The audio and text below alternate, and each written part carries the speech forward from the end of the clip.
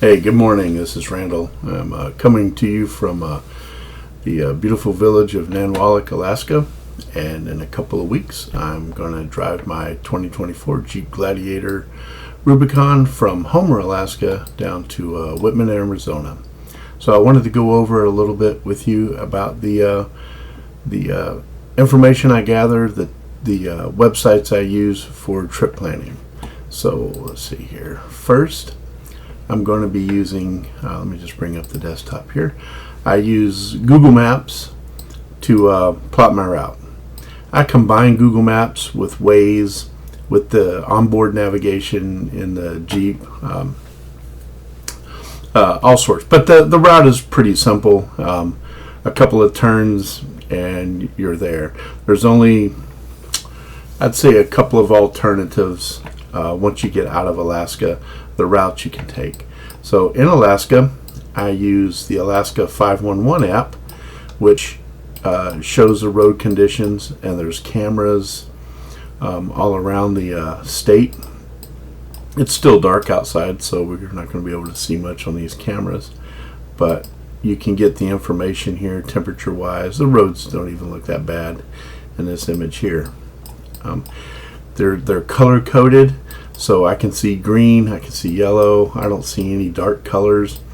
The roads are going to be okay. On the right side in this little window here, if you want some more information like weather incidences, or if you want to check for road closures, you can put that. Another neat thing is you can see the road maintenance vehicles, and you can see them out clearing snow if there's snow to be cleared. Here's one here. I would expect to see them up here.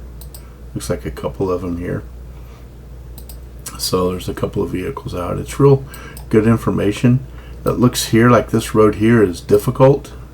Oh yeah, see, they got snow, -9 and a shit ton of snow.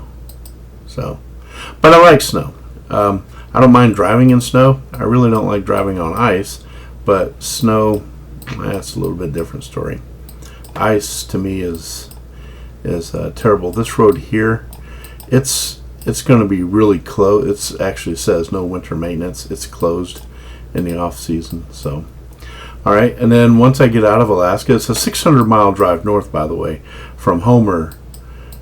You got to drive 600 miles north just to get to the Alcan border, and then before you can start heading east or really back south. Then we go over to the Yukon. They have the same kind of setup. You can see the roads here. They're color coded. They're going to be packed with snow. That's a white out there. It's been like that for quite some time, so something got pushed up on the camera. That doesn't look so bad. You can actually see the road surface there. I like driving in the wintertime because the roads are smooth. The potholes are filled with snow and ice, and frost heaves, not so much. So actually wintertime is a really good time to drive. When you get in the Yukon, once you get past Whitehorse, this is where your first big decision comes up. Just before Watson Lake, you can take Highway 37 to Cassiar, or you can continue on the Alcan. I prefer the Cassiar for several reasons. One, it's just a phenomenally beautiful drive. Two, it's in really good shape. There's only one very small section, I mean under half a mile, probably not even a quarter of a mile, that was gravel. It's in this little sharp right-hand turn if you're heading south. It goes up a hill, one of these kiss your ass turns, and it's just gravel for seconds, and then the rest of it's really nice pavement. I like the fact that the road doesn't have huge elevation changes. It just goes right down this gap in the mountains. It seems the Rocky Mountains run mostly north and south, so this is really nice to not have the elevation changes.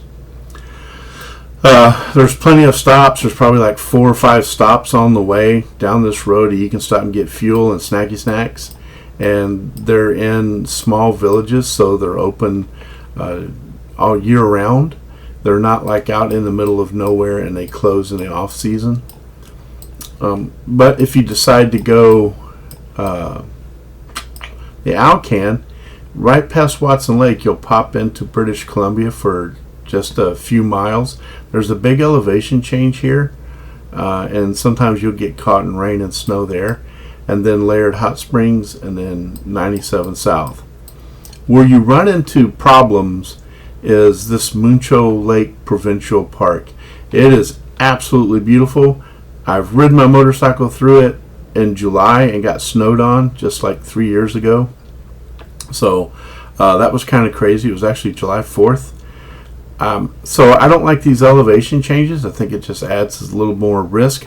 However, being that it's the Alcan and it's the only way north and south, from over here in the eastern part of the province, they do keep the roads nice and clean. So if you can get behind a plow truck, if the weather gets bad, just follow a plow truck. No need to pass one. They go slow, but you know what? Plow trucks will get you there. And there are people, if you do have a problem, they will help you. So I prefer Highway 37, but if I need to, I'll take Highway 97. And when you get to the ends of these roads, there's bonuses and setbacks, right? So here in British Columbia, I hit the high elevation at Muncho Park. Because of latitude and altitude, the temperatures are going to be really cold there. Let me see if I can find there's a Drive BC. It's really nice. Drive BC. Here we go.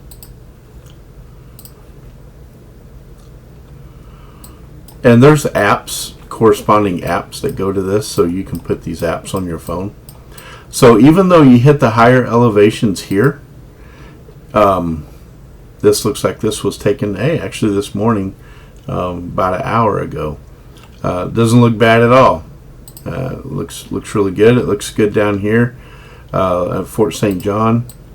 What about Fort Nelson here? I like to stop in Fort Nelson. Yeah, doesn't look bad. Probably going to be temperatures. It'll probably be 20, 30 below zero.